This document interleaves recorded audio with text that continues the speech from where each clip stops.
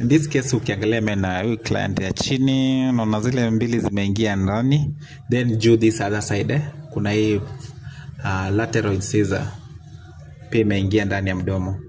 So treatment yake alikuwa anataka afanywe kwanza braces ya meno ya juu, then ya chini atajipanga pole pole.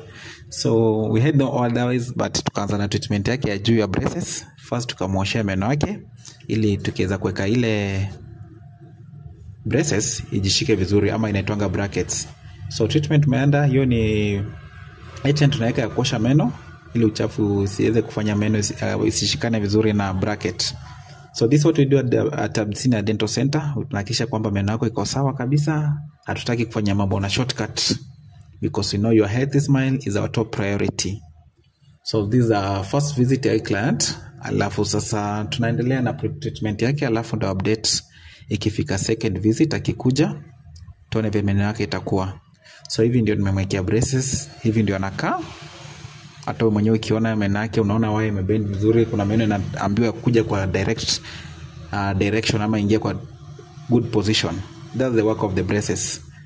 So let me update you next. Akirudi muone movement ya meno yake itakuwa imekaaje. But remember